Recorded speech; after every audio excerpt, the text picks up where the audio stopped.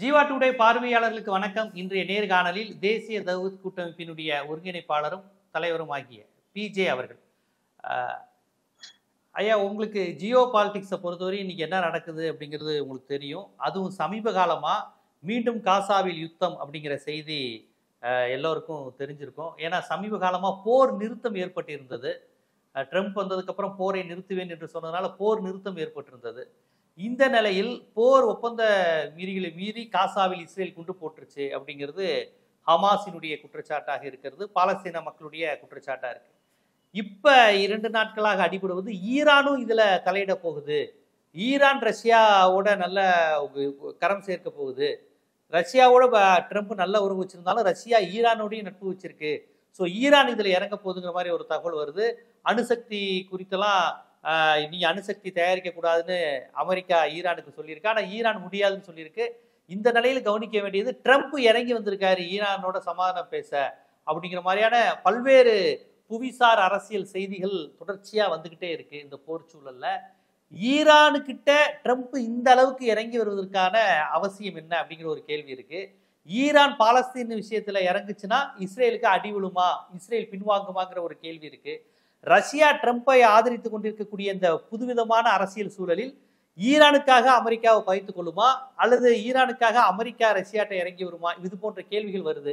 நீங்க இதை எப்படி பாக்குறீங்க? ட்ரம்ப் ஈரான்கிட்ட இறங்கி வருகிறாரா? இதுக்கு மட்டும் நீங்க சொல்லுங்க. இப்ப இந்த கேள்விக்கு செல்வதற்கு முன்னாடி அமெரிக்காவுக்கும் ஈரானுக்குமான பிரச்சனை எங்க இருந்து ஆரம்பிக்குது, அந்த வரலாறுல இருந்து வந்தா தான் இது முழுமையாக விளங்கி கொள்ள முடியும். ஈரான்ல அகமது ஷா என்பவர் மன்னரா இருந்தார். அவர் மன்னரா இருக்கும் பொழுது ரஷாசா பஹ்லவி என்பவர் அந்த நாட்டுல இராணுவ அதிகாரியா இருந்தார். மன்னர் இருக்கும்போது ரஷாசா பஹ்லவிங்கிறவரு அந்த நாட்டின் இராணுவ தளபதியா இருந்தார். அவர் இராணுவ புரட்சி செஞ்சு அவரை பதவியிலிருந்து இறக்கி இவர் அதிகாரத்தை கைப்பற்றிக்கிட்டாரு. ரஷாசா பஹ்லவிங்கிறவர் இவர் 1925 ஆட்சியை கைப்பற்றுறாரு. அங்கிருந்து வரலாறு வருது. 1925 கைப்பற்றி 1941 வரைக்கும் அவர் தான் மன்னரா இருக்கிறார். அவர் மன்னராக இருக்கும் பொழுது ஜெர்மனோட ஒரு கொஞ்சம் நட்புறவோட இருக்கிறார். இந்த நேரத்தில் தான் உலகப் போர் தொடங்குது. 1939 தொடங்கின உலகப் போர் 1945 வரைக்கும் நடக்கிறது. இந்த உலகப் போர் நடக்கும்போது பல நாடுகள் மீது தாக்குதல் பண்ணி கொண்டிருந்த நேரத்துல 1941 ஆண்டு, அந்த ஆண்டுல என்ன செய்யறாங்கன்னா, பிரிட்டன் படையும் சோவியத் ஒன்னா இருந்தாங்க. அப்ப பிரிட்டன் படையும் சோவியத் யூனியனும் சேர்ந்து ஈரானை கைப்பற்றுறாங்க. அந்த உலகப் போர் நேரத்துல ஒவ்வொருத்தரும் முடிஞ்ச நாடுகளை கைப்பற்றிட்டு இருந்தாங்க. அப்ப சோவியத் யூனியனும் பிரிட்டனும் சேர்ந்து ஈரானை கைப்பற்றிக்கிறாங்க மன்னராட்சி இருக்கும் பொழுது. இது 1941 நடக்கிறது. 25 இருந்து 41 வரைக்கும் ரஷாசா பஹ்லவி இருக்கிறாரு. 41 சோவியத் யூனியனும் பிரிட்டனும் ஈரானை கைப்பற்றிடுறாங்க.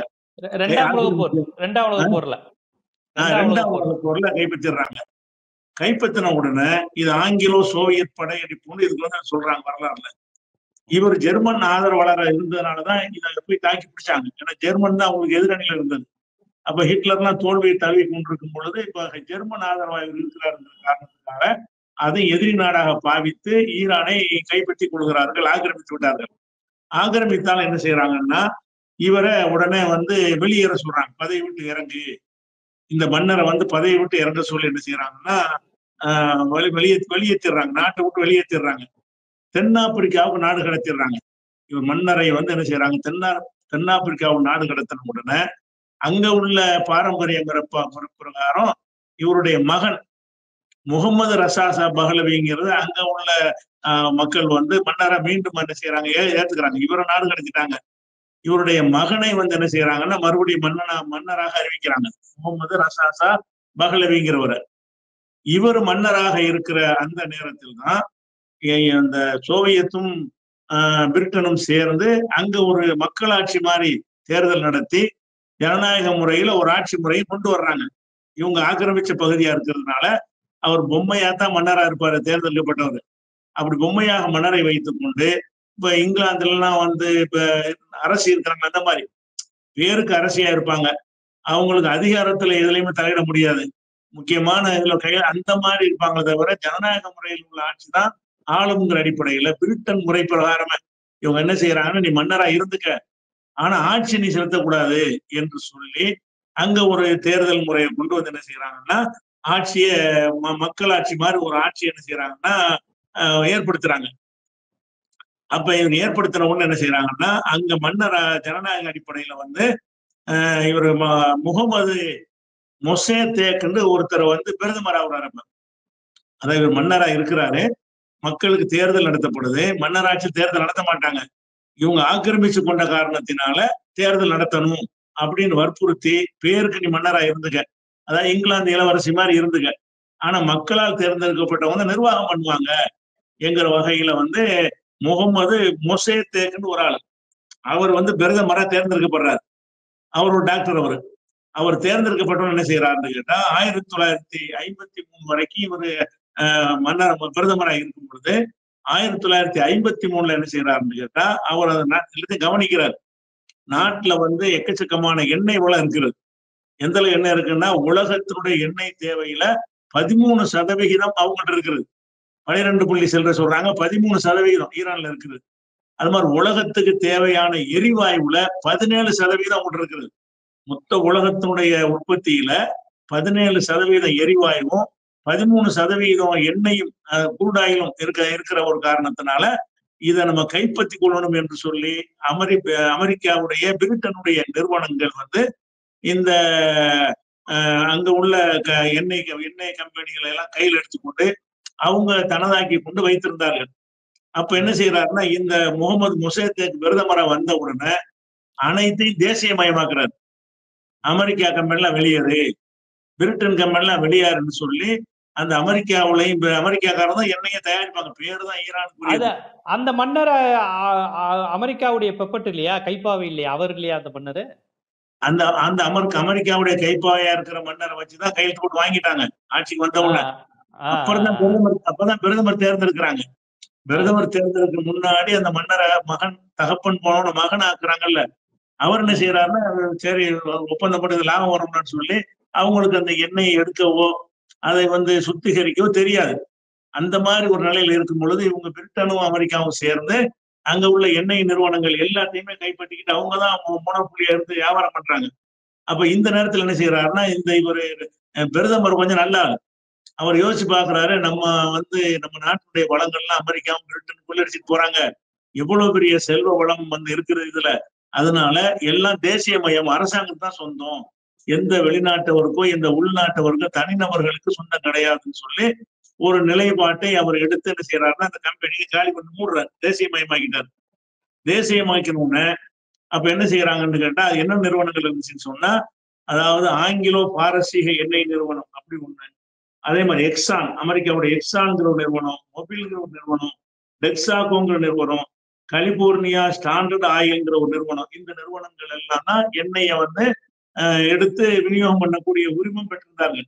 அந்த உரிமங்கள் எல்லாம் ரத்து செஞ்சு வெளியேற்றி என்ன செஞ்சாங்கன்னா, வெளியேறுங்கட்டாங்க, எல்லாம் அரசுரிமை ஆயிடுச்சு, நீங்க போட்டுட்டு போயிருங்கன்னு சொல்லி என்ன செஞ்சாங்கன்னா அனைத்து நிறுவனங்களையும் வெளியேற்றணும்னு. இதனால் அமெரிக்காவும் பிரிட்டனுக்கும் கோபம் வருது. கோபம் வந்து என்ன செய்யறாங்கன்னு கேட்டா, அந்த ஜனநாயக ஆட்சி தானே இது செஞ்சுச்சு, அதை காலி பண்ணிட்டு மன்னருக்கு நம்ம முழு அதிகாரம் கொடுத்துருவோம், மன்னர் ஆட்சி முறையில கொண்டு வருவோம்னு சொல்லி உலகத்துக்குலாம் ஜனநாயக வேஷம் போடுறவங்க என்ன செய்யறாங்கன்னா, ஜனநாயக முறையில மக்களால் தேர்ந்தெடுக்கப்பட்ட ஒரு அரசாங்கம் ரத்து செய்கிறது, ரத்து செஞ்சா அது கட்டுப்பட்டு போகணும். அதனால என்ன செய்யறாங்கன்னா, இவன் இருக்கிற வரைக்கும் நமக்கு சரி வராதுன்னு சொல்லிட்டு பிரதமருக்கு எதிராக ஒரு படை இறக்கி, இவங்களும் படை இறக்கி அந்த மன்னருக்கு ஆதரவான படைகளும் இறங்கி அந்த உள்நாட்டுல புரட்சியை வந்து அடக்குறாங்க. நாங்க இனிமே இவர் பதவி நீக்கம் செய்யறாங்க, யார பிரதமரை பதவி நீக்கம் செய்யுது, மன்னர் பதவி நீக்கம் செய்யறாரு, மக்கள் கொந்தளிக்கிறாங்க. அந்த கொந்தளிப்பை அடக்குவதற்காக வேண்டி இவங்க அமெரிக்க பிரிட்டன் ராணுவம் இறங்கி அந்த மன்னருக்கு சார்பா கொஞ்சம் பேர் இருப்பாங்கல்ல, அவங்களும் இறங்கி என்ன செய்யறாங்கன்னா முறியடிக்கிறாங்க. முறியடிச்ச பிறகு இப்ப மன்னர் என்ன செய்யறாருன்னா, 1953 வந்து இவர் சர்வாதிகார மன்னர் ஆயிடுறாரு. அதுக்கு முன்னாடி அதிகாரமற்ற மன்னரா இருந்தார். இப்ப மக்களால் தேர்ந்தெடுக்கப்பட்ட அரசு கவிழ்ந்த உடனே இவர் என்ன செய்யணும், ஒரு சர்வாதிகாரி ஆயிடுறாரு பிரிட்டன் அமெரிக்காவுடைய பின்புலத்துல. பிரிட்டன் அமெரிக்காவுடைய சப்போர்ட் என்ன செய்யறாருன்னா இனிமே இவர் தான் எல்லாம் அப்படின்னு ஆக்கிடுறாங்க. ஆக்கணும்னு என்ன செய்யறாருன்னு கேட்டா இவர் பழையபடி அனைத்து நிறுவனங்களையும் உள்ள கொண்டு வர்றாரு. அதான் பேச்சுவார்த்தை. அதுக்குதான் இந்த காரியம் நடந்தது. அமெரிக்க பிரிட்டன் எண்ணெய் நிறுவனங்கள் பூரா திரும்பவும் அந்த ரத்து செய்யப்பட்ட உரிமங்கள் எல்லாம் அவங்களுக்கு வழங்கப்படுகிறது. வழங்கப்பட்டு கொள்ளையடிச்சுக்கிட்டு 1953 கொள்ளையடிச்சுட்டு இருக்கிறாங்க. அப்ப இந்த மாதிரி ஒரு நிலையில தான் இவர் கடுமையான மக்களுடைய எதிர்ப்பை சந்திக்கிறார். அப்படி சந்திக்கக்கூடிய நேரத்துலதான் ஆயத்துல்லா குமைனி என்று மறுபுறம் இருக்கிறார். ஷியாக்கள்ல பல பிரிவு இருக்கிறாங்க. ஈரான்ல உள்ளவங்க இஸ்னா அஷரியாங்கிற பிரிவை சேர்ந்தவங்க. அவங்களுடைய கொள்கை என்னன்னு கேட்டா, அவங்க மதத்துக்குன்னு ஒரு தலைவர் தேர்ந்தெடுக்கப்பட்டாருன்னு சொன்னா அவர் அவர் கட்டளை மீறுவது இறை கட்டளை மீறுற மாதிரி. அந்த இமாம்னு சொல்லக்கூடியவங்களுக்கு கட்டுப்படுவது மார்க்க கடமை. வேற வேற குரூப் எல்லாம் இருக்கிறாங்க. யமன்ல உள்ள ஹவுதிகள்லாம் அந்த இமாம்ங்கிறத ஏத்துக்க மாட்டாங்க. அவங்க ஷியா தான். இவங்க ஷியா ஒரு பிரிவு என்னன்னு கேட்டா இஸ்னா அஷரியான்னு பிரிவு சொல்லுவாங்க. அதான் ஈரான்ல இருக்கிறாங்க. அவங்க கொள்கை என்னன்னு கேட்டா, ஒரு மத குருன்னு சொன்னா ஒரு இறைவன் கட்டளை மீற முடியாதோ, மத குரு சொன்னாலும் மீற முடியாது. முகமது நபி சொல்றதை எப்படி கடைபிடிக்கணுமோ அந்த மாதிரிதான் ஒவ்வொரு காலத்துல ஒரு தலைவரை இவங்களா தேர்ந்தெடுப்பாங்க. தேர்ந்தெடுக்கக்கூடிய ஒரு ஆள் எங்க வச்சிருவாங்கன்னு கேட்டா இறை தூதர்ங்கிற அளவுக்கு அவர் என்ன சொன்னாலும் கேட்கணுங்கிற அளவுல ஒரு இதா இருந்தது. அதனால அந்த குமைனி அப்போது அந்த மதகுருவா இருக்காரு.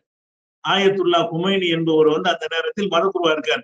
அவர் என்ன செய்யறாருன்னா அவர் மதகுரு அரசியல்ல தலையிட மாட்டாங்க. அப்போதெல்லாம் அவர் மதகுருவா இருந்துகிட்டு இருக்கும் போதுதான் இந்த எல்லை மீறி அமெரிக்காவும் பிரிட்டனும் சேர்ந்து நம்ம நாட்டு வளங்களை சுரண்டுகிறார்கள். மக்களால் தேர்ந்தெடுக்கப்பட்ட அரசை கவிழ்த்து விட்டார்கள். இவன் சர்வாதிகார ஆட்டம் போடுகிறான். இதுக்கெல்லாம் பின்புலமா இருக்கிறார்கள் சொல்லி மக்களை கிளர்ச்சி செய்ய பிரச்சாரம் பண்றாங்க. மதகுரு என்ற அடிப்படையில இந்த அரசை அப்புறப்படுத்தணும், இவர்கள் அமெரிக்காவுடைய வல்லாதிக்கத்தை ஒழிக்கணும் என்பதற்காக வேண்டி ஒரு பிரச்சாரம் பண்ணுகிறாரு. அவர் என்ன செய்யறாங்கன்னா நாடு கடத்திடுறாங்க. இதை சொன்ன காரணத்தினால நாடு கடத்தினவுன கொஞ்ச நாள் துருக்கிக்கு போறாரு. அங்கிருந்து ஈராக்குக்கு நாடு கடத்துறாங்க. அங்கிருந்து கடைசியில பிரான்ஸ்ல அதை துருக்கி ஈராக் பிரான்ஸ் என்ற அடிப்படையில இவர் நாடு நாடாக மாற்றப்பட்டு கொண்டே இருக்கிறார். இறுதியாக அவர் இருந்தது பிரான்ஸ்ல அடைக்கலம் கொடுத்து வச்சிருந்தாங்க. பிரான்ஸ்ல இருந்து கொண்ட அனல் பறக்கிற உரையில அந்த மக்களை உசுப்பி விடுற மாதிரி நல்ல பேச்சாற்றல் கொண்டு வருவது. அனல் பறக்கிற அந்த காலத்துல கேசட்டுகள் தான் ஒளிநாடாக்கள் தான் இருந்த ஒரு நேரம்.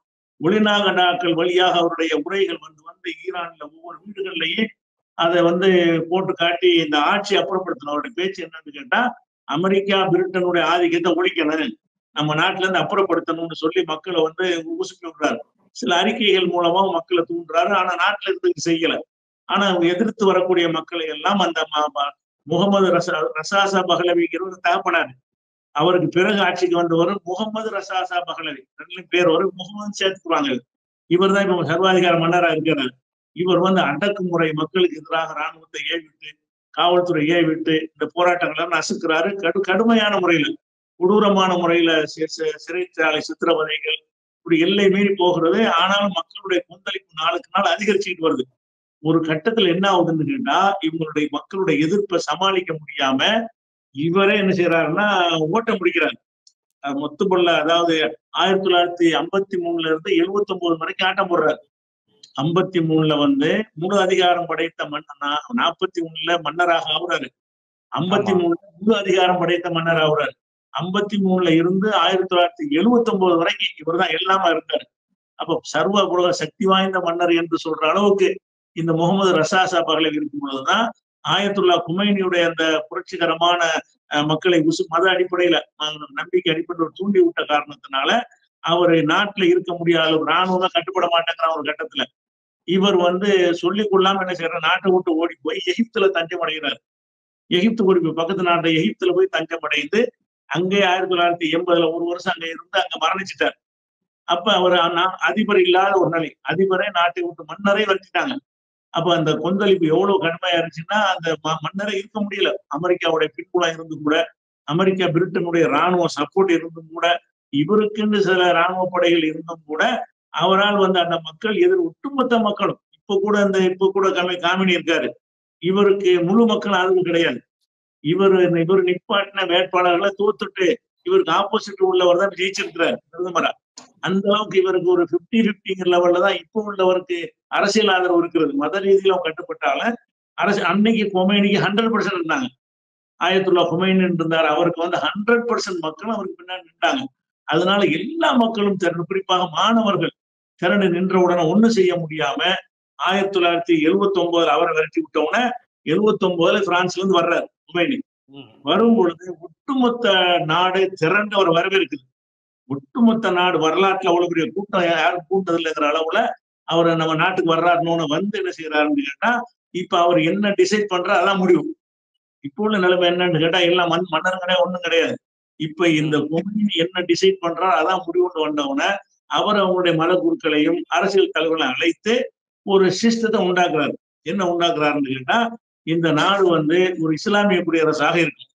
அதனுடைய சுப்ரீம் தலைவராக மத குரு தான் இருப்பார். பாராளுமன்றம் அதெல்லாம் ஒண்ணுமே கிடையாது, அதெல்லாம் இருக்கலாம்.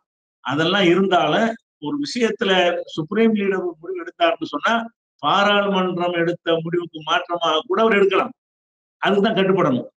அவர் எதிர்க்காத வரைக்கும் தான் பாராளுமன்ற பிரதமருடைய அதிகாரம்லாம் செல்லுமே தவிர, அவர் எதிர்த்துட்டாருன்னு சொன்னா ஒண்ணுமே செய்ய முடியாதுங்கிற அளவுக்கு சுப்ரீம் லீடர்ங்கிறது அப்புறம் ஆக்கப்படுது. ஆயத்துல்லா குமேனி இருக்கும் பொழுது சுப்ரீம் லீடர் என்ற மத அடிப்படையில் அவருக்கு அந்த செல்வாக்கு இருந்த காரணத்தினால அதை மக்களும் ஏத்துக்கிட்டாங்க. எந்த ஒரு கசப்பும் அப்ப ஏற்படல. அப்ப முழு அதிகாரம் படைத்த இஸ்லாமிய குடியரசை நிறுவி அதுக்கு சுப்ரீம் லீடராக இவருக்கு அடுத்து மத குரு முறைப்படி யார் யாரெல்லாம் மத குருவா வருவாங்களோ அந்த மதக்குழுவின் அடிப்படையில் என்ன செய்வாங்க, சுப்ரீம் லீடரா வந்துருவாங்க. இப்ப வந்து காமினி இருக்கிற மத குருவான்னு வைங்களேன். அப்ப இந்த குமைனி கையில எடுத்த உடனே அவர் செஞ்ச வேலை என்னன்னு கேட்டா, இருந்த எல்லா முதல் ஆர்டர் எல்லா எண்ணெய் கம்பெனி வெளியேற்றுறாரு. அந்த என்னென்ன எண்ணெய் நிறுவனங்களுக்கு மன்னர் திருப்பி கொண்டாந்து கொடுத்திருந்தாரோ அதெல்லாம் என்ன செய்யறாங்க, இவங்க ஆட்சி அமைச்ச பிறகு அமெரிக்காவுடைய ஒரு நிறுவனம் இருக்கக்கூடாது, பிரிட்டனுடைய ஒரு நிறுவனம் இருக்கக்கூடாது. அதான் இதுதான் மோதலுடைய ஆரம்பம்.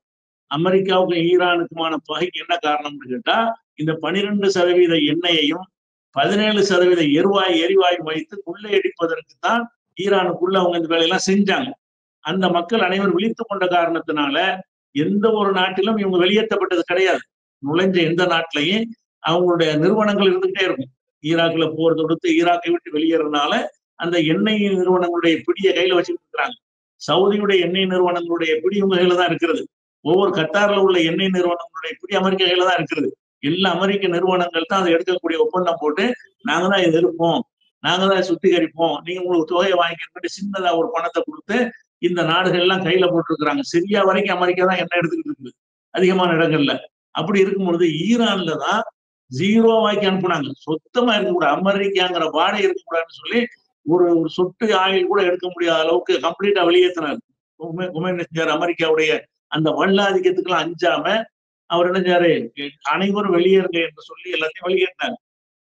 வெளியேற்றின உடனே அதுக்கடுத்து என்ன ஆகுதுன்னு கேட்டா, மக்கள் கொந்தளிப்புல இருக்கிறாங்களா, அப்ப என்ன செய்யறாங்கன்னு கேட்டா, டெஹ்ரான், அதாவது அமெரிக்கா ஈரானுடைய தலைநகரம் டெஹ்ரான்ல ஒரு அமெரிக்க தூதரகம் இருக்கும்ல எல்லா நாட்டிலையும், அமெரிக்காவுடைய தூதரகம் இருக்குல்ல, அந்த தூதரகத்தை ஈரான் மாணவர்கள் கைப்பற்றுறாங்க. ஈரான் மாணவர்கள் கைப்பற்றி இந்த ஆட்சியை கைப்பற்றின உடனே என்ன செய்யறாங்கன்னா, அடுத்தபடியாக 79ல அந்த ஈரானுடைய அமெரிக்காவுடைய தூதரகத்தை கைப்பற்றுறாங்க. தூதரகத்துல இருந்த 52 அமெரிக்கர்கள் உள்ள இருந்தாங்க. அவங்கள பிணை கைதியா பிடிச்சு வச்சுக்கிட்டாங்க. அமெரிக்கா எங்களை மிரட்டக்கூடாது என்பதற்காக வேண்டி இவங்களை வச்சு காரியம் சாதிக்கணும்னு சொல்லி இது மாணவர்கள்ங்கிற பேர்ல செஞ்சாங்க. அவருக்கு மாணவர்கள் சப்போர்ட் நிறைய இருந்தது அந்த நேரத்துல குமைனிக்கு. மாணவர்கள் என்ன செய்யறாங்கன்னா 52 அமெரிக்க பிணை கைதிகளை பிடிச்சு வச்சுட்டாங்க. இந்த பிணை கையில எவ்வளவு நாளைக்கு முற்றுகையா வச்சிருந்தாங்கன்னு கேட்டா 444 நாட்கள். 444 நாட்களாக அவங்க பிணை கைதியா பிடிச்சு வச்சிருந்தாங்க. அவங்களை மீட்பதற்காக வேண்டி அமெரிக்கா வந்து மிரட்டி பார்த்துச்சு.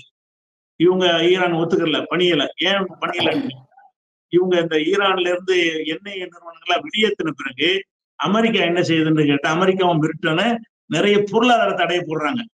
ஈரானுடைய சொத்துக்கள் வந்து மன்னர் காலத்துல அமெரிக்காவோட இருந்தது, அதுகள் எல்லாம் முடக்குறாங்க. அமெரிக்க வங்கிகள்ல ஈரானுடைய பணம் இருந்துச்சு, அதையெல்லாம் முடக்குறாங்க. அப்ப அதெல்லாம் விடுவிச்சாதான் இவங்களுக்கு விடுவிப்போன்னு இவங்க நிக்கிறாங்க. எதுக்கு இதுல பிடிச்சு வச்சிருக்காங்கன்னு கேட்டா, இந்த 52 பேரை விடுவிக்கிறதா இருந்தா நீ மிரட்டிலாம் எங்களை விடுவிக்க வைக்க முடியாது. நீ என்ன செய்யணும்னு கேட்டா, எங்களுடைய பணத்தை எல்லாம் விடுவிக்கணும். எங்க நாட்டு பணம் அமெரிக்காவுல இருக்கிறது, அதை முடக்கி வைத்திருக்கிறாய், அதை விடுவிச்சு எங்க நாட்டுக்கு தர வேண்டும். அது மாதிரி பொருளாதார தடை போட்டிருக்கிற அதெல்லாம் நீக்க வேண்டும். இப்படிங்கிற மாதிரி சில கண்டிஷனை வச்சுக்கிட்டே இருக்கிறாங்க. பேச்சுவார்த்தை நடக்கிறது. இதுக்கிடையில் என்ன செய்யறாங்கன்னு கேட்டா இவங்களுடைய வலிமையை காட்டுவதற்காக வேண்டி ஒரு ஒரு ரகசியமான ஒரு படை இறக்கி, அதாவது அங்க உள்ள ஒரு பாலைவனத்திலையும், அதாவது ஈகிள் கிளவுட் பேர் அந்த ஆபரேஷனுக்கு பேரு. அது 1980 1979 பிடிச்சு வச்சிருக்கிறாங்க. 444 80 ஆயிடுச்சு. 80 என்ன செய்யறாங்கன்னு கேட்டா 1980 ஏப்ரல் 24, 25 அந்த 2 நாள் என்ன செய்யறாங்கன்னு கேட்டா தலைநகர் இருக்கிற தெஹ்ரான் அங்க ஒரு ஒரு ஆயுதப்படை ஹெலிகாப்டர்ல இருந்து படை இறக்குறாங்க. அங்க உள்ள தாபாஸ்ன்னு ஒரு பாலைவனம் இருக்குது, அங்க இருந்து சில ஹெலிகாப்டர்ல இறக்குறாங்க. எதுக்கு இறக்குறாங்கன்னா திடீர்னு, ஏன்னா ஈரான்ல எந்த ஒரு பலமும் இல்லை, ஏன்னா இப்பதான் ஒரு வந்திருக்கிறாங்க, இனிமே தான் ராணுவ கட்டமைப்பு எல்லாம் முறையா உருவாக்கணும். அது மன்னருக்கு சார்பானவங்க தான் பெரும்பாலும் இருந்திருப்பாங்க. இனிமேதான் இவங்க உண்டாக்கி அந்த கண்காணிக்கிற இதெல்லாத்தையும் உருவாக்கி எடுக்க வேண்டிய நிலையில இருக்கிறாங்க ஈரான். அப்படி இருக்கிறதுனால ஒரு கையறு நிலையில அவங்க இருக்கிறத பயன்படுத்தி கொண்டு நம்ம என்ன அதிரடி 52 பேர் மீட்கிறது. அதாவது தெஹ்ரான் தலைநகரத்தில் அமெரிக்க தூதரகத்துல இறங்குறது, பயங்கரமான ஆயுதங்களோட என்ன செய்யுது இறங்கி அங்க உள்ள 52 பேரை மீட்டு இந்த பாலைவனத்துல கொண்டாந்து அங்கிருந்து ஏத்திக்கிட்டு போறதுக்கு சில 8, 9 ஹெலிகாப்டர் நிப்பாட்டி வச்சிருக்கிறாங்க. அப்ப இந்த திட்டத்தோட ஒரு நடவடிக்கை அதிரடியாக இந்த உசாமாவை எல்லாம் பாகிஸ்தான்ல போய் கொண்டாங்கல்ல, அதிரடி படையை செய்யறாங்கன்னா அது மாதிரி செய்ய முயற்சி பண்றாங்க. ஆனால் என்ன ஆச்சுன்னு கேட்டா அந்த ஹெலிகாப்டர் இறங்குற இடத்துலயே வந்து ஒரு ஹெலிகாப்டர் ஒன்னோட மோதி ஒரு 130 ஹெர்குலிஸ்ங்கிற ஒரு விமானமும் ஒரு ஹெலிகாப்டர் மோதி 8 அமெரிக்க வீரர்கள் இறந்துட்டாங்க. அந்த இடத்துல இறந்தவன என்ன செய்யறாங்கன்னா அமெரிக்கா யோசிக்கிறது, இறந்துட்டாங்க, அது போக இறங்குறது அவ்வளவு ஈஸியானதா இல்லை. ஏன்னா பிடித்து வைத்திருக்கிற மாணவர்கள் வந்து 10 பேர் 20 கிடையாது, ஆயிரக்கணக்கான பேர் சூழ்ந்து அந்த 52 பேரையும் வச்சிருக்கிறாங்க. இறங்கிலாம் எடுத்துட்டு போக முடியாதுங்கிறத விளங்கி விட்டு அந்த ஆபரேஷனை கைவிட்டாங்க. நம்ம தோல்வியை ஒப்புக்கொண்டு நினைச்சிட்டாங்கன்னா வெளியேறிட்டாங்க. அப்ப இனிமேல் வந்து 52 பேரை மீட்பதாக இருந்தால் பேச்சுவார்த்தை மூலமாகத்தான் மீட்கின்ற வழியே இல்லை என்ற அளவுக்கு இறங்கி வந்து அதுக்கு மத்தியர்கள் மூலமாக பேச்சுவார்த்தை மூலமா என்ன செய்யறாங்கன்னா ஒரு ஒப்பந்தம் செய்யறாங்க. என்ன ஒப்பந்தம்னு கேட்டா ஈரானிய சொத்துக்களை முடக்கி வச்சிருக்கிறீங்கள அதை வாபஸ் பெறணும். ரெண்டாவது வந்து அமெரிக்காவுக்கு எதிராக ஈரான் சில வழக்கு போட்டிருந்தது, சர்வதேச நீதிமன்றத்துல வழக்கு போட்டிருந்தாங்க. அந்த வழக்குகளை இவங்க வாபஸ் வாங்கணும். ஈரான் வந்து வழக்கு நீங்க வாபஸ் வாங்கிருங்க, ஏன்னா நாங்க தான் எண்ணெய் வயலோடு நாங்க போயிட்டோம், நீங்க வழக்க வாபஸ் வாங்கிருங்க, நாங்க வந்து உங்களுடைய சொத்துக்களை முடக்கணும் என்ன செஞ்சிடறோம். இதை செஞ்சா பயணிகளை பயணச்செடிகளை விடுவித்தல் என்று ஒப்பந்தம். இந்த ஒப்பந்தத்தை கட்டுப்பட்டு ஈரானுடைய பணத்தை எல்லாம் அமெரிக்கா ரிலீஸ் பண்ண பிறகுதான் 444வது நாளில் அவங்க விடுதலை செய்யப்படுறாங்க. அமெரிக்க தூதரகத்துல இருந்த அந்த பிடிக்கப்பட்ட பணைய கைதிகள் விடுவிக்கப்படுறாங்க. அந்த இதுதான் அமெரிக்காவுக்கு ஏற்பட்ட உலக வரலாற்றில் ஏற்பட்ட பெரும் தோல்வி. இந்த மாதிரி ஒரு கேவலமான ஒரு தோல்வி, ஒரு எங்க இருந்தாலும் நாங்க அதிரடிப்படை அனுப்பி மீட்டுட்டு வந்துருவோம்னு சொல்லக்கூடிய ராணுவத்தை இறக்கிறோம்னு சொல்ல, ஏன்னா ராணுவ தரப்படை இறக்க முடியாது. ஏன்னு கேட்டா தரப்படை இறக்குறதா இருந்தா ஒட்டுமொத்த மக்களும் அரசுக்கு ஆதரவா இருக்கும்போது ஜெயிக்க முடியாது. ஏன்னா ஒட்டுமொத்த மக்களும் அவர் குமைனிக்கு பின்னாடி அன்னைக்கு நிக்கிறாங்க. அதனால தரைப்படை இறக்குறதுக்கு உங்கள்ட்ட பேசலும் இல்லை, எங்க இருந்து இறக்குறது, அருகில் உள்ள நாடு இருந்தா தான் இறக்க முடியும். அதெல்லாம் கவனத்துல கொண்டுதான் இப்படி அதிரடி படைகள் மூலமாக மீட்க நினைச்சாங்க, அதுல படுதோல்வி அடைஞ்சாங்க. அப்ப ஒரு தோல்வி என்னன்னு கேட்டா நம்முடைய எண்ணெய் வயல்களே இல்லாமக்கிட்டாங்க. ஈரான்ல ஒரு சொட்டு எண்ணெய் வளம் அன்னையில இன்னைக்கு வரையும் கிடையாது, அமெரிக்கா எடுக்கிறது கிடையாது. அந்த வளம் ஈரானுக்கு சொந்தமா இருந்து கொண்டிருக்கிறது. ரெண்டாவது ஒரு பெரிய வல்லரசு நாட்டுடைய ஆட்களை பிடித்து வைத்துக் கொண்டு 1 நாள் 2 நாள் கிடையாது, 1.5 வருஷம் 44ங்கிறது 1.5 வருஷம் பிடித்து வைத்துக் கொண்டிருந்து அவன் காம்ப்ரமைஸ் பண்ணி தான் வெளியிட்டான். அன்னையில இருந்து ஈரானை ஒழிக்க, அன்னைக்கு அந்த பகைமைக்கு முக்கியமான காரணம், ஈரானுக்கு எதிராக வந்த காரணம் என்னன்னு கேட்டா நம்முடைய இது ஆட்சியெல்லாம் நம்ம வளத்தை எல்லாம் கெடுத்து விட்டாங்க. ஈரான் வந்து எல்லா அரபு நாடுகளையும் நம்ம தான் எண்ணெயை சுரண்டிக்கிட்டு இருக்கிறோம், ஈரான்ல மட்டும் முடியல என்ற ஒரு நிலை வந்ததுனாலதான் இது நடக்குது. இப்படி நடந்த பிறகு என்ன ஆகுதுன்னு கேட்டா ஈரானுக்கு ஈராக்குக்கு ஒரு போர் நடக்குது.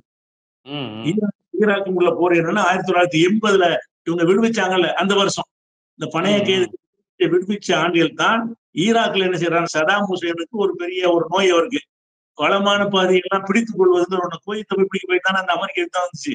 அதே மாதிரி என்ன செய்யறாங்கன்னா ஈரானையும் பிடிக்கணும், ஈரான் இப்ப பலவீனமா இருக்குது, ஈரான் இப்பதான் அந்த ஆட்சிகள்லாம் போயிடுச்சு, அமெரிக்க படைகள் வெளியேறி போயிட்டாங்க, பிரிட்டன் படைகள் வெளியேறி போயிட்டாங்க, அப்ப நாதியற்று இருக்கிறாங்க, போர் பயிற்சி கிடையாது, உங்களுக்கு போதிய ஆயுதங்கள் கிடையாது, இந்த நேரத்தில் வந்து நம்ம ஈரான்ல பூந்தோம்னு சொன்னா ஈரானை கைப்பற்றி ஈராக் கூட சேர்த்துக்கலாம் அப்படிங்கிற நோக்கத்துல சதாம் ஹுசேன் வந்து படையெடுக்கிறார். படை ஆரம்பிச்ச சதாம் ஹுசேன் தான். அதுக்கு சொல்லி கொண்ட காரணம் என்னன்னு கேட்டா, எங்க எல்லை பகுதி அது வரைக்கும் இருக்குது. எல்லை தகராறுங்கிற ஒரு காரணத்தை எடுத்து என்ன செய்யறாங்கன்னா, அதாவது ஷாத்துல் அரபுன்னு ஒரு நதி இருக்கிறது. அந்த நதிதான் எல்லை பகுதியா இருந்துச்சு. அந்த எல்லை பகுதி இல்ல, அதுக்கு மேல எங்களுக்கு இருக்குது. அதனால எங்க இடத்தை பிடிக்க போறோம், மொத்த நாட்டை பிடிக்கிறவருடைய திட்டம். எதனால திட்டத்தை எடுக்கிறாருன்னு கேட்டா, யார் வேண்டாலும் பிடிக்கலாம்ங்கிற அளவுக்கு பலவீனமா இருந்தாங்க. ஈரான் வந்து இப்போ ராணுவ வலிமையை பொறுத்த வரைக்கும் மக்கள் பூரா அவருக்கு பின்னாடி நின்றாலும் ராணுவ வலிமை, ஆயுத வலிமையை பொறுத்த வரைக்கும் ரொம்ப பின்தங்கி இருந்தாங்க என்று கணக்கு போட்டு அவர் வந்து போர் ஆரம்பிக்கிறார். ஈராக்ல இருந்து என்ன செய்யறாங்க, அமெரிக்காவை வந்து ஈரானோட சண்டைக்கு போறாங்க. சண்டைக்கு போகும்போது அந்த சண்டையில என்ன ஆகுதுன்னு கேட்டா, கடுமையான ஒரு காரணம், இன்னொரு காரணம் சொல்லிக்கிட்டார் சதாம் ஹுசேன். ஈராக்ல ஷியாக்கள் இருக்கிறாங்க, அந்த ஷியாக்களை குமைனி தூண்டி விட்டு எனக்கு எதிராக புரட்சி பண்ண வைக்கிறாரு. ஈரான்ல போட்டு கைப்பற்றிட்டாங்க. ஈரான்ல 100% 95% ஷியா. குமைனி ஷியா தலைவர், அவர் தான் ஷியா தலைவர். ஆயத்துல்லா குமைனிங்கிறாங்கல்ல, அந்த இஸ்னா ஷரியா பார்ட்டிக்கு அவர் தான் தலைவர். அவர் ஷியாவா இருந்ததுனால ஈராக்ல என்ன செய்யறாருன்னு கேட்டா, சதாம் ஹுசேன் சன்னி. அங்க உள்ள மக்கள்ல கொஞ்சம் ஷியாக்கள் இருக்காங்க, ஒரு 25% அளவுக்கு ஷியாக்கள் இருக்கிறாங்க. அப்ப அந்த ஷியாக்களை தூண்டி விடுறாருன்னு ஒரு குற்றச்சாட்டு சொல்லித்தான் படையெடுக்கிறாரு. எல்லை பிரச்சனை ஒரு காரணம் காட்டுறாரு. எல்லை பிரச்சனை காரணம் கிடையாது. இவர் தூண்டி விட்டு சிறுபான்மை மக்களை தூண்டி விட்டு ஆட்சியை கைப்பற்ற முடியுமா? ஈராக்ல வந்து சிறுபான்மையா இருக்கிறாங்க ஷியாக்கள். அவங்கள ஒரு தூண்டி விட்டு ஈராக் கைப்பற்றுறதுக்கு சாத்தியமற்றது. ஆனாலும் சண்டை எடுப்பதற்கு ஒரு காரணம் சொல்லணும்ல. அதுக்கு சதாம் என்ன காரணம் சொன்னாருன்னு கேட்டா, எங்க நாட்டுல ஷியாக்களை எங்களுக்கு எதிராக தூண்டி விட்டு ஆட்சியை கைப்பற்ற பாக்குறாரு குமைனி. அது போக என்ன செய்யறாரு, எங்க எல்லை பகுதி அவங்க ஊடுருவி வந்துட்டாங்க, அதனால எல்லை பிரச்சனை ஒண்ணு இருக்குது, எங்க நாட்டுல வந்து தூண்டி விடுற காரணத்தினால நாங்க நாட்டுக்கு பதிலடி கொடுக்க போறோம்னு சொல்லிதான் படை இறக்குறாங்க.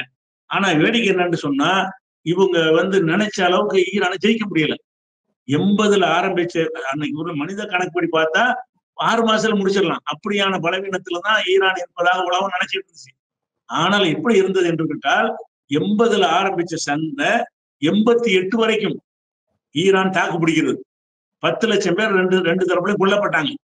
அந்த 8 ஆண்டு போர்கள்ல 10 லட்சம் பேர் ராணுவ சிவிலியன்கள் இல்ல, ராணுவத்திலிருந்து 10 லட்சம் பேர் நினைஞ்சாங்க கொல்லப்பட்ட ஒரு பெரிய ஒரு இழப்பு உள்ள ராணுவ இழப்பு ஏற்பட்ட ஒரு யுத்தம் அது.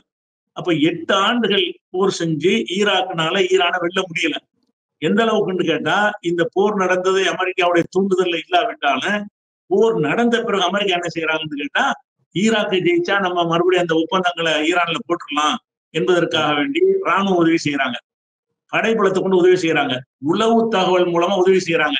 ஈரான்ல உள்ள எண்ணெய் வளங்கள் மீது குண்டு போடுவதற்கெல்லாம் அந்த இலக்குகள்லாம் எடுத்து கொடுக்கணும்ல, சேட்டலைட் மூலமா இப்பதான் எடுத்து கொடுப்பாங்க. இந்த உதவிகள் எல்லாம் அமெரிக்கா செஞ்சியும் கூட ஈரானை ஜெயிக்க முடியல அன்னைக்கே. அந்த போர்ல என்ன செய்யறாங்கன்னா, புதுசாக வந்த அந்த மக்கள் வந்து ஒரு உத்வேகத்தோட போர் செஞ்ச காரணத்தினால இவங்களால வந்து ஜெயிச்சு முன்னேற முடியல. சரிக்கு சரியான இழப்பை கொடுத்தார்கள். கடைசி என்ன செய்யறாங்கன்னு கேட்டா, ஐக்கிய நாடுகள் சபை தலையிட்டு இனிமே சண்டை வேணாம் அப்படின்னு சொல்லி என்ன செய்யறாங்கன்னு கேட்டா, 1988ல ஐக்கிய நாடு சபை தலையிடாட்டி இன்னும் கொஞ்சம் நாளைக்கு கூட நடந்துருக்கு அந்த யுத்தம். 8 வருஷ காலத்துக்கு பிறகு பேச்சுவார்த்தை நடத்தி அந்த போர் வந்து என்ன செஞ்சுட்டாங்கன்னா, ஒரு முடிவுக்கு வந்தாங்க. சில ஒப்பந்தங்கள் போட்டு நீங்க உங்க இதில் எடுத்துக்கிறீங்கன்னு சொல்லி ஆகஸ்ட் 20ஆம் தேதி ஒரு அக்ரிமெண்ட் போட்டு சமாதான ஒப்பந்தம் போட்டு அந்த யுத்தம் முடிவுக்கு வந்தது. அந்த 3 இடத்துல நீ இருந்து, நீ 3 இடத்துல நீ இருந்து கேட்டாங்க. 2 பேருக்கு எந்த ஒரு லாபமே அதுல கிடைக்கல. மக்கள் இழப்பு தான் கிடைத்தது. நஷ்டம்னு சொன்னா ஈராக்கு தான் நஷ்டம். ஏன்னா அவன் நினைச்சது வந்து ஈரானை கைப்பற்றுறதுதான், கைப்பற்ற முடியல. அந்த மாதிரி ஒப்பந்தத்திற்கு நின்றுட்டாங்கன்னா திருப்பி போட்டாங்க. ஈராக்குக்கு அமெரிக்க ராணுவ உளவு உதவிகள் நிறைய செஞ்சாங்க. இது ஒரு விஷயமாக வந்தது. ஈரானுக்கு அவங்களுக்குமான அமெரிக்கா வந்து அங்கேயும் தோத்து போறாங்க. அதாவது பலவீனமான ஒரு நாட்டுக்கு எதிராக, அப்போது ஈராக் கொஞ்சம் பலமான நாடு, ஈரானோட கம்பேர் பண்ணும்போது ஈராக் கொஞ்சம் வலிமையான நாடு. அந்த வலிமையான நாட்டுக்கு வந்து மேலும் ஆயுதங்கள் எல்லாம் கொடுத்தும் கூட ஈரானை ஜெயிக்க முடியல. ஈரானோட தரப்படை இறக்கி விட்டு, இவங்க நேரடியாக எப்போது சண்டைக்கு தரப்படை மட்டும் இறங்க மாட்டாங்க, யாரையும் இறக்கி விட்டு தான் செய்வாங்க. அப்ப இவன் இறங்குனதை பயன்படுத்தி கொண்டு ஈராக்கு முழுசா கடைசியில இவங்க சப்போர்ட் பண்ண அவனையே காலி பண்ணாங்க. அது ஒரு விஷயம். அந்த சதாம் ஹுசேனே ஆனா அன்னைக்கு வந்து ஈராக்குக்கு முழுமையான ஆயுதங்கள் கொடுத்தது இவன். ஈராக்கு அமெரிக்கா சண்டை நடந்துச்சு, அதுல பயன்படுத்தின ஆயுதங்கள் எல்லாமே அமெரிக்கா கொடுத்த ஆயுதம் தான். அமெரிக்காவுக்கு ஈராக்கு ஒரு சண்டை நடந்துச்சு இல்லையா, அப்ப ஈராக்ல இருந்த ஆயுதங்கள் எல்லாம் அமெரிக்கா ஏற்கனவே சப்ளை செஞ்ச ஆயுதங்கள் தான். எதுக்காக? ஈரானுக்கு எதிராக பயன்படுத்துறதுக்கு. அந்த ஆயுதங்களை வச்சுதான் சதாமே போர் செஞ்சார். அதனுடைய பலவீனம்னு அவனுக்கு தெரிஞ்சதுனாலதான் ஈஸியா ஈராக்கை வந்து கைப்பற்றிக்கிட்டான், ஜெயிக்க முடிஞ்சது தனி விஷயம். அப்ப அந்த ஈராக்ல இருந்து என்ன செஞ்சாங்கன்னா, இவ்வளவு படைகள் அனுப்பி அமெரிக்கா வந்து 3வது தோல்வி அமெரிக்கா. முதல் தோல்வி எண்ணெய் வளங்கள்லாம் வெளியேற்றினாங்க. வெளியேற்ற முடியாதுன்னு சொல்லி அவன் படை இறக்கி நிக்க முடியல. 2வது விஷயம் என்னன்னு கேட்டா, அவனுடைய ஈராக்கை தூண்டி விட்டு என்ன செஞ்சு பார்த்தான், பணைய கைதிகளை விடுவிக்கிறதுக்கு எவ்வளவு முயற்சி பண்ணி பார்த்தான். 3 தோல்விகள் அடுக்கடுக்கு என்ன செஞ்சா ஈரானுக்கு வந்துச்சு. இன்னைக்கு வரைக்கும் வந்து அவங்கதான் ஜெயிச்சிருக்காங்கன்னு சொல்லணும். என்னடா அமெரிக்கா வந்து அந்த ஒரு நாட்டுல எண்ணெய் வளத்தை வந்து சுரண்ட விடாம விரட்டி விட்டுருக்கிறான். அவங்கள வந்து ஜெயிச்சு கைப்பற்ற முடியல. எல்லா அரபு நாடுகளையும் கைப்பற்றி வச்சுட்டு இருக்கிறான். ஈரான்ல மாத்திரம் அந்த பரப்பு வேகலைங்கிறதுனாலதான் கடுமையான ஈரான் அழிக்கணுங்கிற கடும் கோபத்துல இருக்கிறான். அப்ப அந்த இடத்துல என்ன செய்யறாங்கன்னு கேட்டா, ஈரான் என்ன செய்யுதுன்னா, ஈரானுடைய ஒரு பயணிகள் விமானம் ஒரு 290 பயணிகளோட அந்த விமானம் போகுது. இது 1988 இது ஈராக்கு போர் முடிஞ்ச வருஷம். இது ஈராக்கு போர் 1988 முடிஞ்ச உடனே ஈரானுடைய விமானம் பறந்து போகும்போது கடல்ல நிப்பாட்டி வச்ச கப்பல்ல இருந்து அந்த விமானத்தை அமெரிக்கா சுடுது. அந்த விமானம் வந்து பயணிகள் விமானம். பயணிகள் விமானத்தை சுடக்கூடாது. எந்த சர்வதேச சட்டப்படி வந்து ராணுவ விமானங்கள் வந்தா எங்களை தாக்குவதற்கு வந்தாங்கன்னு சுட்டோன்னு சொல்லலாம், ஒரு நியாயம் பண்ணலாம். அது பயணிகள் விமானம் என்று தெரிந்து கொண்ட தவறு ஒத்துக்கிட்டாங்க. மனித தவறு தான், நாங்க ராணுவ விமானம் அல்ல, பயணிகள் விமானம் என்பதை நாங்க தவறா கணித்துதான் சுட்டுட்டோம்னு சொல்லி அமெரிக்கா ஒத்துக்கிடுச்சு. அந்த பயணிகள் 290 பேர் 50 பேரும் காலி. ஒண்ணு என்ன செய்யறாங்கன்னா, ஈரான் என்ன செஞ்சுன்னா, அதுக்கு பல விதமான ஐநாவுல புகார் கொடுத்துச்சு. ஐநாவுல புகார் கொடுத்தா என்ன ஆகும் இன்னைக்கு பாத்துட்டு இருக்கோம்ல, இஸ்ரேல் விஷயத்துல பாக்குறோம்ல, அந்த ஐநாவுல புகார்னா பேப்பர் தான் இருக்கு, ஒண்ணுமே செய்ய முடியாது. அதுக்கப்புறம் சர்வதேச நீதிமன்றத்துல இது பெரிய போர்க்குற்றம், இது பயணிகள் விமானத்தை சுட்டது பெரிய போர்க்குற்றம் என்று சொல்லி அமெரிக்கா எதிராக வழக்கு போட்டாங்க. இந்த சர்வதேச நீதிமன்றத்துக்கு இவர் கட்டுப்பட மறுத்துட்டாங்க அமெரிக்கா. நாங்க அதுல இல்ல, இப்ப சொல்றாங்கல்ல எங்களை கட்டுப்படுத்த அதிகாரம் இல்லைன்னு இஸ்ரேலுக்கு எதிராக தீர்ப்பளிச்சிருக்கிறாங்க. இஸ்ரேலுக்கு எதிராக போர்க்குற்ற நடவடிக்கை சர்வதேச நீதிமன்றத்தில் வழங்கப்பட்டிருக்கிறது. அதை ஏற்றுக்கொள்ள முடியாதுன்னு வந்து ட்ரம்ப்பும் சொல்றாரு. அவர் அதுக்கு முந்தி இருந்தார்ல முன்னாள் அதிபர் ஜோ பைடன் சொல்றாங்க. ஏன்னு கேட்டா, நாங்க அந்த ஒப்பந்தத்துல நாங்க அடங்கல, அந்த நீதிமன்றத்துல எந்த விசாரணை எங்களை கட்டுப்படுத்தான்னு இப்ப சொல்ற மாதிரி அப்பவும் சொன்னாங்க. அவங்களை இப்ப மட்டும் ஒன்னு தன்னிச்சையா விசாரிக்க முடியுமே தவிர அவங்களுக்கு ஒத்துழைக்கவோ அந்த விசாரணைக்கு போகவும் மறுத்துட்டாங்க. அதுக்கப்புறம் என்ன செஞ்சாங்கன்னு கேட்டா, அமெரிக்காவுக்கு நாங்க ஏதாவது பதிலீடு கொடுப்போம். ஏன்னா ஈரான் என்ன செய்யறாங்கன்னா, அந்த ஆட்சியை கைப்பற்றினவங்க அதாவது அதிகாரப்பூர்வமற்ற சில ஆயுத குழுக்கள் அவங்கள உண்டாக்குறாங்க. அது ஈரானுடைய அரசாங்கத்துடைய இதா இருக்காது. ஆனா ஈரானுடைய அரசாங்கத்துடைய சப்போர்ட்ல கடல் பகுதியை வந்து கண்காணிப்பதற்கு சில ஆயுத குழுக்களை ஈரான் உருவாக்கி வச்சிருக்கிறாங்க. அந்த குழுக்கள் மூலமாக என்ன செய்யறாங்கன்னு கேட்டா, அந்த ஹுர்முஸ்ங்கிற ஜலசந்தி, ஹுர்முஸ்ன்னு சொல்லுவாங்க. இப்ப செங்கடல் இருக்கிற மாதிரி ஈரான்ல ஒரு ஹுர்முஸை கடந்துதான் எதுவும் போக முடியும், வியாபாரம் போக முடியும். ஹுர்முஸை மூடிட்டான்னு சொன்னா பாதி வர்த்தகம் உலகத்துல நின்று போயிடும். அந்த ஹுர்முஸ் ஜலசந்தியில் என்ன செய்யறாங்கன்னு கேட்டா, ஈரான் ஆதரவுடைய படைகள் வந்து அமெரிக்காவுடைய கப்பல்களுக்கு இடைஞ்சல் பண்றாங்க. இதனால அதாவது இந்த பயணிகள் விமானத்தை நீ சுட்டு கொண்டதுனால, ஆனா அபிஷியலா எங்களுக்கு சம்மந்தம் இல்லைன்றாங்க. ஈரான் என்ன செய்வாங்கன்னா, எங்களுக்கு சம்மந்தம், நாங்க அதை செய்யலப்பாங்க. ஆனா அவங்க ஆதரவு இப்போ ஹூதிகள் செய்யறாங்கல்ல, ஈரான் தான் செய்துன்னு அவங்க சொன்னாலும் ஈரான் ஒத்துக்க மாட்டாங்க. அவங்க தன்னிச்சையா செய்யறாங்கன்னு தான் ஈரான் பதில் சொல்றாங்கல்ல, இப்ப சொல்றாங்கல்ல. அந்த மாதிரிதான் அங்க ஹுர்முஸ் பகுதியில் அமெரிக்காவுக்கு பெரிய ஒரு ஸ்டஃப் கொடுக்குறாங்க, இழப்பை ஏற்படுத்துறாங்க. அதனுடைய அமெரிக்காவுடைய கப்பல்கள் வர முடியாம அந்த மாதிரி வேலைகளை இந்த ஆயுத குழுக்கள்னா முழுக்க ஈரானுடைய சப்போர்ட் தான். அபிஷியலா ஈரான் சொல்ல முடியாது, எங்களுக்கு சம்பந்தம் இல்லைன்னு சொல்ற அளவுக்கு அந்த இதை வைத்து என்ன செய்யறாங்கன்னா இடைஞ்சல் பண்ண உடனே அப்ப அமெரிக்கா என்ன செய்யுதுன்னா, அந்த விமானத்தை சுட்டதற்கு மன்னிப்பு கேட்கு பகிரங்கமா. இவங்க தாக்குதல்ல நிப்பாட்டி கொள்வதாக இருந்தால் பகிரங்க மன்னிப்பு கேட்டது மட்டும் இல்லாம 1996 88 சுட்டதுக்கு 8 வருஷம் கழிச்சு, 8 வருஷம் இவங்களும் ஃபைட் ஐநாவுல ஃபைட் பண்ணி பாக்குறாங்க, சர்வதேச நீதிமன்றத்துல சட்டப்படி போய் பாக்குறாங்க, ஒண்ணுக்கு வேலைக்கு ஆகலன்றவுன ஹுர்முஸ் ஜலசந்தியில வச்சு என்ன செய்யறாங்கன்னா, இவங்க வந்து 2ஆம் நம்பர் வேலை மூலமாக அமெரிக்காவுக்கு குடைச்சல் கொடுக்குறாங்க. அது அமெரிக்காவுக்கு பெரிய பின்னடைவு, வர்த்தகம் போக முடியல. அவங்க ராணுவ நடமாட்டம் கூட செய்ய முடியாத அளவுக்கு இடைஞ்சல் பண்ண உடனே திடீர்னு தாய் ஓடி போயிருவாங்க. படகுல வருவாங்க, கப்பல் மேல தாய் ஓடி போயிருவாங்க, கண்டுபிடிக்க முடியாது. கடல் கொள்ளையர்கள் மாதிரியான ஒரு கூட்டம் மாதிரி இருந்தாங்க அவங்க. அந்த மாதிரி என்ன செய்யாங்கன்னா, நாங்க பகிரங்க மன்னிப்பு கேட்டுக்கிறோம்னு சொல்லிட்டு 56 கோடி அமெரிக்க டாலர் இழப்பீடு கொடுத்தாங்க. அந்த அமெரிக்க ஈரானுடைய விமானத்தை சுட்டு வீழ்த்துறதுக்காக வேண்டி அது 56 கோடின்னு சொன்னா இன்றைய இந்திய மதிப்புல சொன்னா 4664 கோடி. 4664 கோடி யாருக்கு? இந்த 290 பேருடைய குடும்பங்களுக்கு. அந்த கொல்லப்பட்ட 290 பேருடைய வாரிசுகளுக்கு வந்து 4664 அந்த கோடி டாலர்ல சொல்வதா இருந்தா 56 கோடி. 56 கோடி டாலர் கொடுக்குறாங்க. இது டிவைட் பண்ணி அந்த பயணிகளுடைய கொல்லப்பட்டவங்களுடைய உறவினர்களுக்கு கொடுக்கப்படுச்சு. ஆனா அரசாங்கத்துக்கு தரமாட்டேன்ட்டாங்க. உறவினர்களுக்கு இழப்பீடு கொடுத்தாங்க. அந்த இழப்பீடு கொடுத்தது ஒரு பெரிய தோல்வி. அது ஏன் இழப்பீடு கொடுத்தாங்க? திமுறை நிக்க வேண்டியது, நான் கொடுக்க மாட்டேன்னு சொல்ல வேண்டியதானே? சொல்ல முடியாது. ஏன்னு கேட்டா இவங்க அந்த குர்முஸ்ல இவங்களுடைய ஆதிக்கம், ஈரானுடைய ஆதிக்கம் இருக்கிறது. குர்முஸை கடந்துதான் எங்கேயும் போக முடியும். அதுல வந்து என்ன செய்யறாங்கன்னா கடல் கண்ணி வெடிகளை வச்சிருப்பாங்க. அது சின்ன சின்ன படகுகள் மூலமாக வந்து புது அடிச்சு போயிருவாங்க. இப்படி அமெரிக்காவை பல தடவை தாக்கி இருக்கிறாங்க. ஆனா எந்த தாக்குனாலும் தாக்குதல் நடத்தி முடிச்ச பிறகு அதற்கும் எங்களுக்கும் சம்பந்தம் என்னன்றாங்க. ஒண்ணும் செய்ய முடியாது. அபிஷியலா ஒரு நாடு செஞ்சாங்கன்னு நிறுவனமானதான் அந்த நாடு தாக்குதல் நடத்த முடியும். ஆமா, இது கண்டுபிடிக்க முடியாதுல்ல, என்ன பண்ணாங்க, யாரு பண்ணாங்க, எதுன்னு கண்டுபிடிக்க முடியாது. யாரும் செஞ்சாங்க, எங்களுக்கு சம்பந்தம் இல்லைன்றாங்க. ஆனா அமெரிக்காவுக்கு தெரியும் ஈரான் தான் செய்யுதுன்னு தெரியும். அப்ப அந்த மாதிரி இருந்ததுனால இது பண்ணாங்க. 2 எண்ணெய் கப்பல்களை வந்து ஈரான் சார்பு குழுக்களால் தான் நடத்தப்பட்டுச்சு. 2 எண்ணெய் கப்பல்கள் அழிச்சாங்க. அதே மாதிரி 2019 சவுதியில அராம்கோ பெட்ரோல் நிறுவனம் இருக்குது. அது வந்து அமெரிக்க நிறுவனங்களுக்கு சொந்தமானது. அராம்கோ அவங்கதான் பெரிய ஆயில் நிறுவனம். சவுதியில் உள்ள எண்ணெய் எல்லாம் அதிகமாக எடுத்து சுத்திகரித்து விற்பனை செய்யக்கூடிய பெரிய நிறுவனம் வந்து அராம்கோ. அந்த அராம்கோ மேல என்ன செஞ்சாங்கன்னா 2019 ஹூதிகள் வழியாக தாக்கல் பண்ணாங்க. ஈரான் சொல்வதை ஹூதிகள் கேட்பாங்க. ஹூதிகளுடைய ஏவுகணைகள் மூலமாக குறி வச்சு தாக்கி அந்த அராம்கோ டோட்டலா காலி பண்ணாங்க. சில நாட்களே பற்றி எரிஞ்சது. அப்ப இதெல்லாம் வந்து நாங்க உனக்கு பயப்படல அப்படிங்கிற மாதிரி செஞ்சாங்கன்னு கேட்டா செஞ்சாங்க.